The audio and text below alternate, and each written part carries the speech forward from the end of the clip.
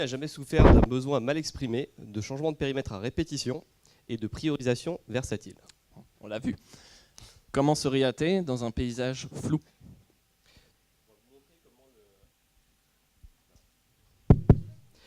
On va on va vous montrer comment le story mapping va vous permettre de faire émerger un besoin clairement exprimé, priorisé et partagé. Et surtout, si avant de commencer, on commençait par se donner une cible. Et alors justement, en parlant de se donner une cible, et ben, si on ne commençait pas par vous donner le but de cette présentation. Donc, qu'est-ce que vous allez apprendre? Donc, comment faire émerger un besoin clairement exprimé? Comment prioriser les fonctionnalités qui vont répondre à ce besoin? Et co-construire ce besoin avec tous les acteurs du développement du produit. Donc, pour ça, il y a une méthode qui s'appelle le User Story Mapping. Alors déjà, il faut savoir que c'est une méthode parmi d'autres qui permet de regrouper un grand nombre de bonnes pratiques. C'est plus mettre un nom sur un ensemble de bonnes pratiques que vraiment quelque chose d'extrêmement bien défini et surtout d'unique. Il faut savoir que ce n'est pas révolutionnaire, que je pense que ceux qui font un petit peu de gestion de projet ont sans doute mis en place certains éléments de cette méthode.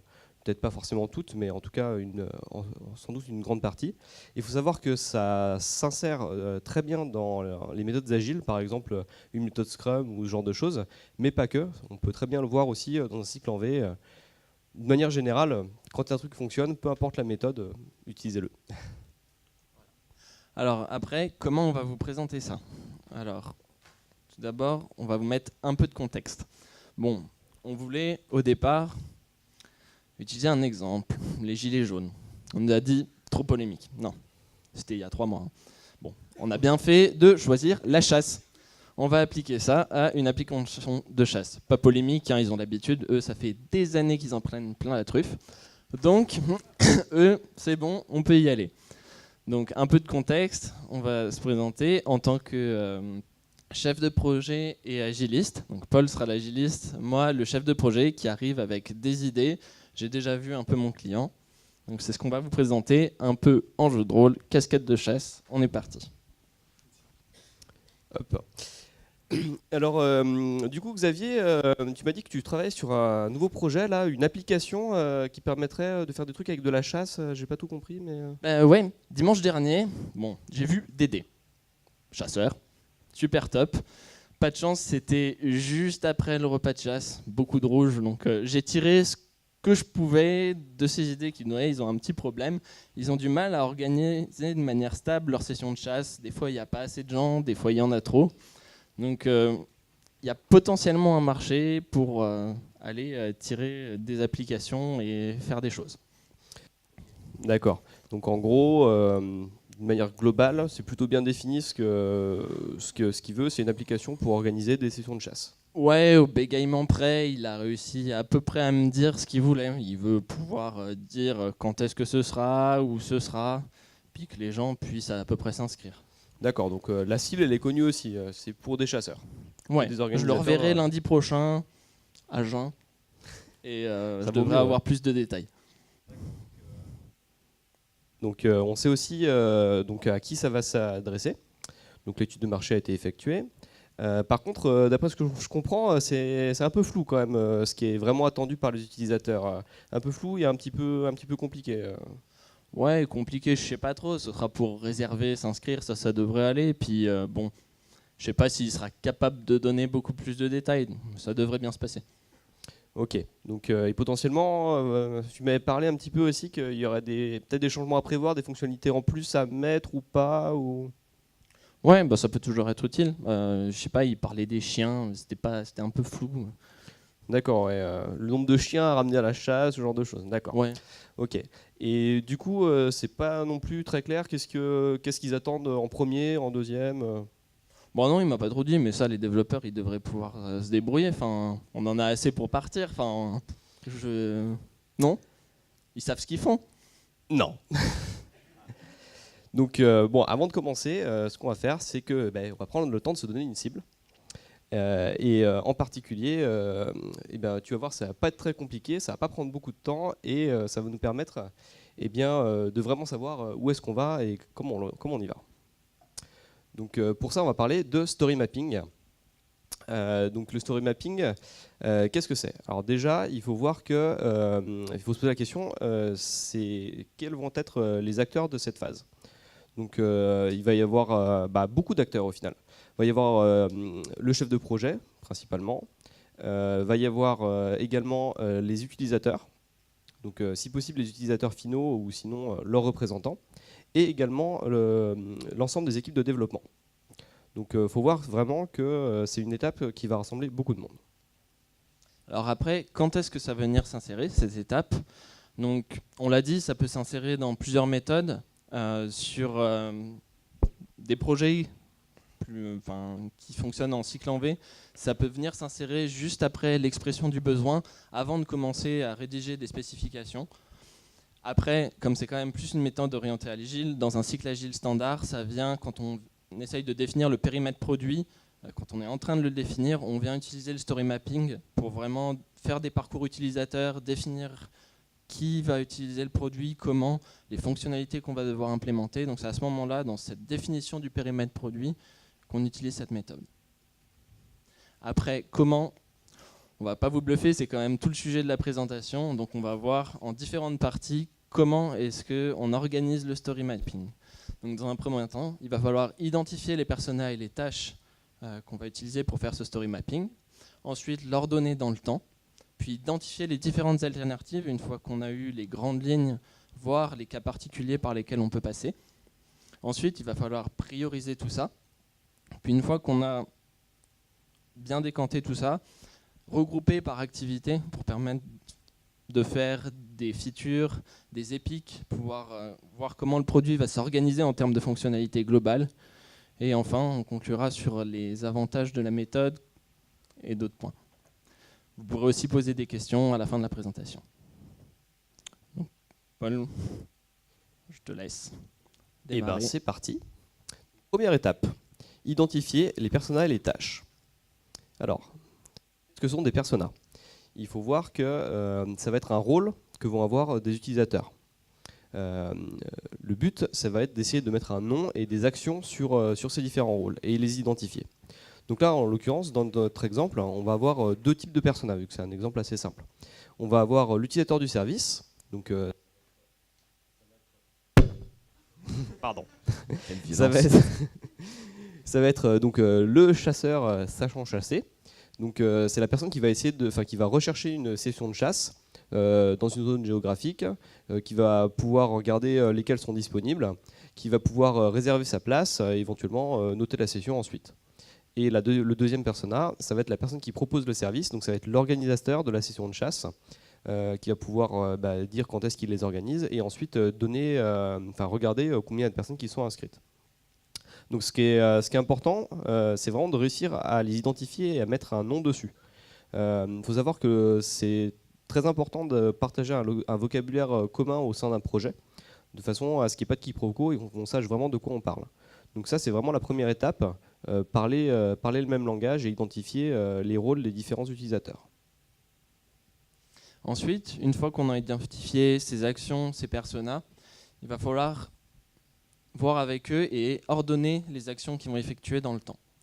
Donc on a cette phase où c'est important d'avoir le chef de projet et surtout au moins un représentant des utilisateurs ou plusieurs utilisateurs, donc des représentants des personas qu'on a définis, pour pouvoir raconter l'histoire du produit. Qu'est-ce qu'il va faire? Comment il va être utilisé?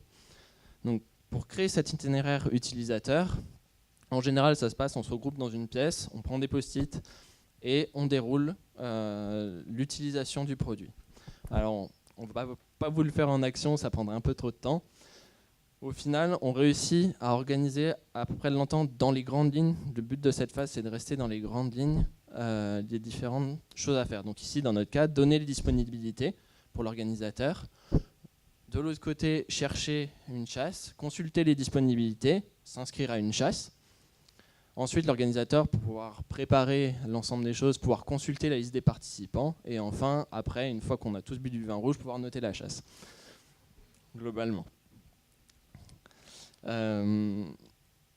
À garder en tête ici, on veut un chronogramme d'utilisation, pas un chronogramme de développement. On n'est pas sur de la technique, on reste vraiment sur du besoin au niveau du produit, l'ordre dans lequel il va être utilisé.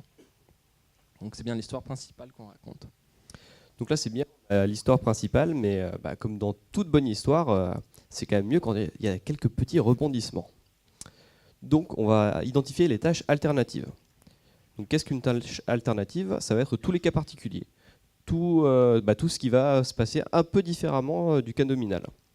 Donc par exemple, ici, donc toujours avec le chef de projet et les utilisateurs ou leurs représentants, on va pouvoir voir qu'il va y avoir d'autres tâches qui peuvent arriver. C'est pas le cas nominal, mais ça peut arriver. Par exemple, l'utilisateur va pouvoir se désinscrire d'une chasse parce que finalement il peut pas venir. Ou bien il pleut et finalement la chasse elle est annulée. Voilà, ça peut arriver. Donc il faut voir que ces actions alternatives, c'est important de les identifier parce que potentiellement même si ça n'arrive pas souvent, quand ça arrive, on a envie de pouvoir les gérer. Alors au début, on vous a parlé de coopération, histoire qu'il ne se passe pas la même chose que ce qui s'est passé pour notre présentation à nous, en tant que personne. Il faut aussi, surtout, dans ces moments de phase alternative, commencer à intégrer les développeurs dans la boucle. Eux, ils vont, à partir de ce moment-là, on a déjà des grandes lignes qui sont définies, ils vont pouvoir commencer à réfléchir à des implémentations techniques et lever potentiellement des besoins, des contraintes techniques qu'il va falloir aussi penser à implémenter. Dans notre cas, par exemple, mettre à jour l'application, avoir un serveur pour pouvoir la télécharger, contenir quelques données et pouvoir mettre l'application à jour. Ça les implique dans le projet, c'est important. Et aussi, ça permet de lever des loups dans la phase de développement, pour la phase de développement plus tard. Donc, une fois qu'on a tout ça, Mais du coup, donc là, on a un beau chronogramme qui est relativement complet, en tout cas dans notre exemple. Mais maintenant, le temps nous est un peu compté quand même, parce que mine de rien, va quand même falloir le sortir, ce produit. Donc, eh bien, on va voir comment est-ce qu'on priorise tout ça. On va remettre nos casquettes. Donc, dis-moi Xavier, du coup, donc là, on a quand même bien avancé sur le story mapping, c'est pas encore fini, mais du coup j'aurais une question pour toi, vu que c'est toi le chef de projet et que tu as déjà vu pas mal l'utilisateur. Du coup, c'est quoi le plus prioritaire en fait là-dedans, parmi toutes ces choses à faire? moi de toute façon, si elle ne fait pas tout, ça m'intéresse pas. Enfin, bon, j'admets, tout ce que tu m'as montré, en fait, c'était pas mal ce qu'on a fait depuis le début du story mapping. Ça a l'air pertinent, mais il faudrait peut-être qu'on commence à développer. Enfin, pour moi, il y a donner des disponibilités, c'est aussi important que noter la chasse. Enfin, faut tout faire, quoi. Ah ouais, quand même en fait. Enfin, il y a un moment, moi, je veux un produit fini. D'accord. Donc en fait, ouais, il y a tout qui est très important, voire même critique, quoi. Bon, ouais. Non. D'accord. Et du coup, donc en fait, tu veux tout. Bah, oui. Et vite. Oui. Je suis simple, hein, je dis oui. Donc, vous avez compris. Ça pas se comme passe ça pas qu'on va comme faire. ça. Donc, quand on parle de priorisation, qu'est-ce qu'il faut faire? Il faut prioriser relativement. C'est vraiment très important. Ce qu'on vous a montré, c'est ce qui se passe très très souvent. En vrai. Voilà, c'est mettre. Ça avait l'air comique, c'est du vécu. Ce qui se passe très, très souvent, voilà, c'est mettre des priorités et dire voilà, des priorités de 1 à 5 et il y a tout qui est en 1, quoi, grosso modo. Donc pour prioriser relativement, ce qu'on va faire, c'est qu'on va reprendre notre map et on va lui rajouter une dimension en plus, donc l'importance. Et donc là, on va pouvoir discuter, donc encore une fois, avec les utilisateurs, le chef de projet, pour voir qu'est-ce qui a le plus de valeur aux yeux des utilisateurs, de quoi ils ont vraiment besoin. Donc, pour faire ça, il y a quand même des méthodes qui vont permettre de le faire. Parce que, vous l'avez vu, c'est pas forcément évident d'amener les gens à donner une importance relative aux choses. Donc il y a différentes techniques qui existent, on en a quelques-unes notées ici, c'est pas exhaustif. La méthode Moscow qui permet répartir dans différentes catégories, must have, should have, could have, won't have, but would like. Le dot voting qui permet aussi, on donne un nombre de gommettes limité aux personnes et elles vont devoir mettre ce qu'elles ont sur ce qui leur paraît le plus important. Très important aussi d'avoir tout le monde de présent, les développeurs, les utilisateurs, le chef de projet, parce qu'ils ont tous une vision d'une facette différente du produit. Donc ils ne vont pas donner la même importance aux différentes choses. Toutes les gommettes sont importantes. Et quand les méthodes précédentes ne sont pas forcément suffisantes sur des projets plus complexes, il y a les maquettes qui permettent aussi de mettre en avant, on fait différentes maquettes avec différentes fonctionnalités dessus représentées, et ça va mettre en avant les features qui sont les plus importantes. D'autres méthodes qui existent, qu'on ne va pas forcément mentionner ici. Une fois qu'on a mis toutes ces méthodes en place, il y a d'autres problèmes qui arrivent. Alors, en fait, c'est l'effet je veux ça, et ça, et ça, et ça aussi. Donc, c'est en cours du projet, en tout cas même au début du projet, c'est essayer d'en rajouter encore et encore et encore et encore. Et en fait, on peut se demander, se poser la question, quand est-ce que ça s'arrête en fait? Parce qu'on peut continuer à en mettre tout le temps, jusqu'à ce que mort s'en suive. Donc en fait, ce qu'il faut bien se rappeler, c'est que rajouter des fonctionnalités, surtout avant que le projet ait vraiment commencé, enfin que le développement ait commencé, c'est pas grave. Par contre, il faut voir que si on rajoute quelque chose, en fait, on va enlever d'autres choses, ou en tout cas, on va rendre des choses moins prioritaires. Donc, on peut faire ça, mais il faut avoir ça en tête. Choisir, c'est renoncer à un moment donné. Et ensuite, il va falloir faire les choses dans l'ordre d'importance, c'est-à-dire qu'on va commencer par faire les choses qu'on a dit qui étaient les plus importantes. À garder en tête, pas se limiter dans cette phase-là. Le projet, il n'a pas démarré. Donc toutes les nouvelles idées qui arrivent, il faut les insérer. Elles viennent juste décaler les features qui étaient déjà notées, mais il faut les mettre. C'est-à-dire qu'il faut amener l'utilisateur, le client, les développeurs à réussir à les classer relativement. Mais à ce moment-là, il ne faut surtout pas limiter les choses qui viennent s'insérer dans votre projet. Donc, une fois qu'on a ça, on va regrouper en activités. On a une map qui est déjà assez détaillée. Et je te laisse. Oui. Du coup, donc ça c'est la map qu'on a pu avoir à la fin de l'étape précédente. Et maintenant, ce qu'on va faire, c'est essayer de regrouper ces différentes fonctionnalités en ce qu'on peut appeler des épiques en agilité, par exemple, en Scrum. Donc ça va être un petit peu comme les chapitres, les grands chapitres de notre histoire. Donc par exemple ici on va avoir créer une chasse, rechercher, s'inscrire, gérer une chasse et ensuite faire du feedback. Donc il faut voir que ça va beaucoup nous aider à structurer le développement ensuite. Et une fois qu'on a fait ça, ce qu'on va pouvoir faire, c'est on va pouvoir limiter le périmètre du produit pour une première étape. Donc c'est ce qu'on appelle le minimal viable product, donc le produit minimal qu'on peut avoir. Et donc ça va être dire en dessous de telle ligne, ça nous intéresse beaucoup moins. Ce qui est au-dessus de la ligne, c'est vraiment les choses minimales qu'on va avoir pour pouvoir lancer une version 1 du produit. Alors certes, c'est pas ultime, hein. Là on peut voir dans cet exemple-là, que voilà, on peut pas s'inscrire à une chasse, donc c'est quand même drôlement embêtant. C'est pas ce qu'on avait prévu à l'origine. Mais bon, ce qu'il faut voir, c'est que Dédé, il va quand même être content parce que avec juste ça, il peut quand même déjà faire des choses. Avec moins, il peut vraiment pas, mais avec ça devient quand même intéressant et on peut commencer à le déployer, quitte à faire des mises à jour ensuite. Donc là, on a une map qui est à peu près complète. On peut se lancer. À ce niveau-là, en général, on peut commencer à donner du travail à faire aux développeurs. On peut démarrer dans la méthode Scrum le premier sprint et entrer en phase de développement. Après, on pourra gérer dans les itérations le feedback, venir entre chaque itération de sprint, pouvoir rajouter des features s'il y a des éléments qui apparaissent qui n'avaient pas été vus au niveau du story mapping ou dans d'autres étapes. Il ne faut pas se limiter entre chaque sprint, c'est juste toujours la même histoire, ça vient décaler. On a le produit minimal au départ, les différentes releases qui se déclinent ensuite. Ça vient juste modifier un peu l'ordre du projet, mais on sort des choses supplémentaires à chaque release. En somme.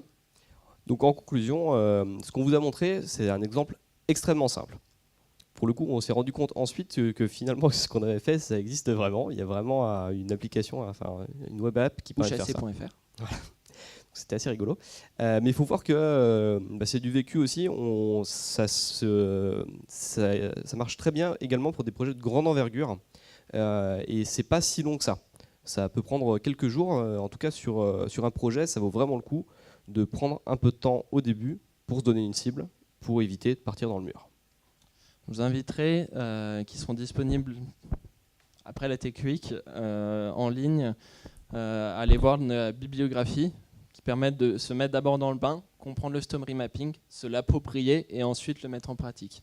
Différents outils qui existent, de la base Manifest Agile avec différents niveaux d'approfondissement qui vous permettront de mieux vous approprier ce sujet. Si vous avez des questions.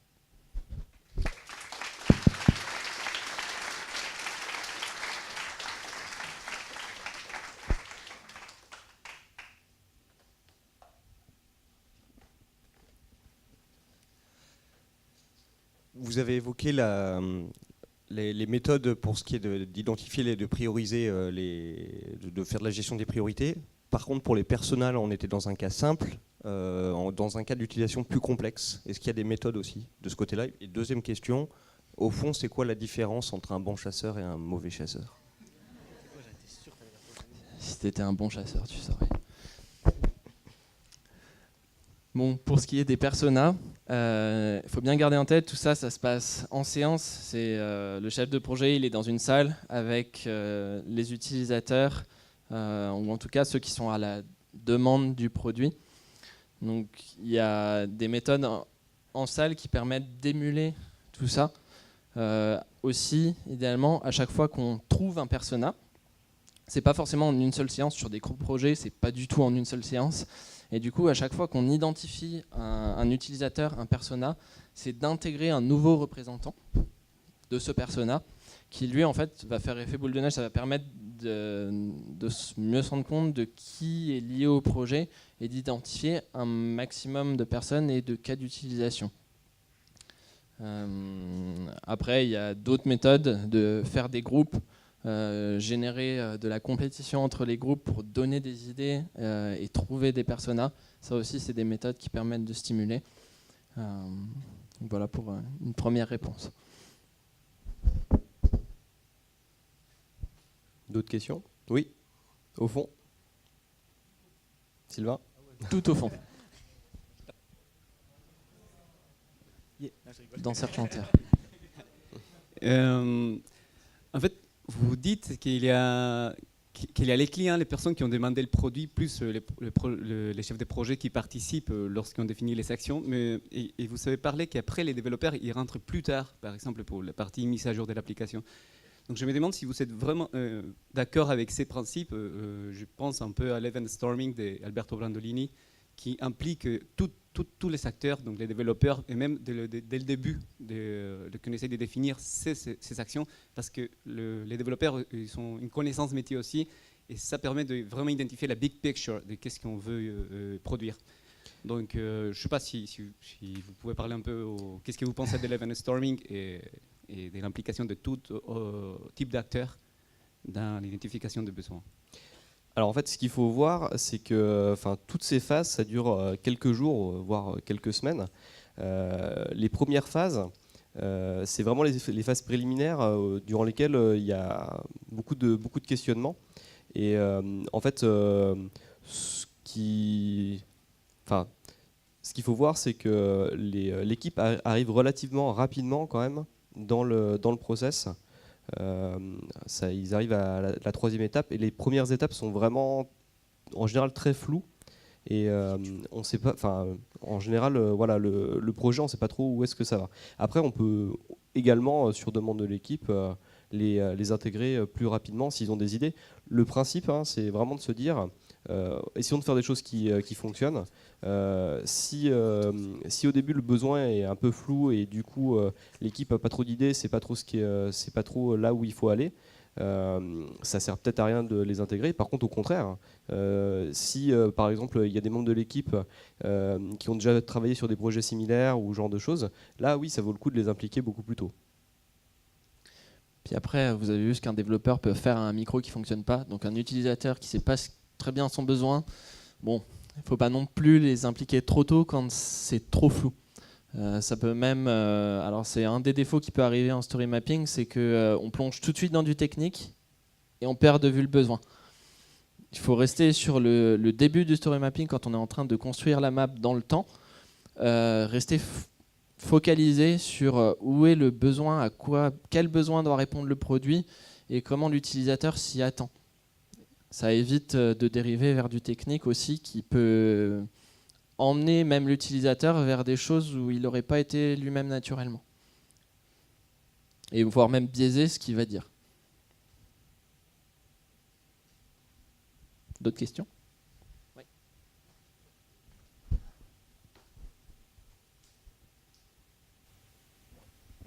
Bonjour et merci pour cette présentation. J'avais des questions. Cette présentation est plutôt axée au démarrage du projet, en fait, pour la mise en place de tout ce qui est besoin et développement. Comment les méthodes agiles peuvent nous aider après dans la suite du projet? Le projet est commencé, par exemple, pour gérer tout ce qui est interruption due au client avec redéfinition de besoins ou entrée d'un nouveau client qui nous amène à adapter le produit. Donc, est-ce qu'il y a des méthodes? Est-ce que ça couvre aussi ces besoins-là, la méthode agile? Tout à fait. En fait, ce qu'il faut voir, c'est que ça, c'est vraiment une étape préliminaire. Après, il y a différentes méthodes qui permettent de faire exactement ce dont vous avez besoin. En particulier, il y a la méthode Scrum, ce qui est vraiment très intéressante parce qu'elle fonctionne en itération et on peut se permettre de changer le périmètre du produit. Alors, pas le changer en entier, bien entendu, hein, mais faire évoluer le périmètre du produit entre chaque itération. Et l'intérêt, c'est d'avoir un livrable. Donc quelque chose qui va pouvoir être utilisé directement par le client à la fin de chaque itération. Le but, c'est de pouvoir livrer rapidement quelque chose qui n'a pas forcément un énorme périmètre, mais le livrer vraiment le plus souvent possible. Idéalement, voilà, ce qu'il faut éviter au maximum dans ces cas-là, c'est d'avoir un effet tunnel et de livrer au bout de 6 mois quelque chose qui ne correspond pas du tout à ce que l'utilisateur veut. Je pense que ça arrive relativement rapidement. Donc en l'occurrence, je pense que, alors, on n'a pas eu le temps d'en parler ici parce que ce serait largement l'objet d'une ou plusieurs autres présentations, mais la méthode Scrum permet vraiment de répondre à ce besoin. Aussi, pour rattacher ça à un exemple, aujourd'hui on est chez un client. Le périmètre du produit avait vraiment commencé à trop dériver. Le besoin avait été mal cerné peut-être au départ. Et du coup, on est carrément revenu à faire un story mapping au milieu du projet pour recadrer le périmètre. Refaire cette séance-là parce que au final, ils avaient la gestion du projet avait perdu de vue à quoi ça devait répondre. D'une manière générale, en fait, ce qu'il faut se dire, c'est qu'il n'y a pas de méthode miracle. Hein. Ce qu'on vous a présenté là, c'est pas révolutionnaire. Il y a des gens en cycle en V qui font à peu près ça depuis des années. Donc, ce qu'il faut voir, c'est que faut essayer vraiment de faire des trucs qui fonctionnent et l'adapter aux besoins.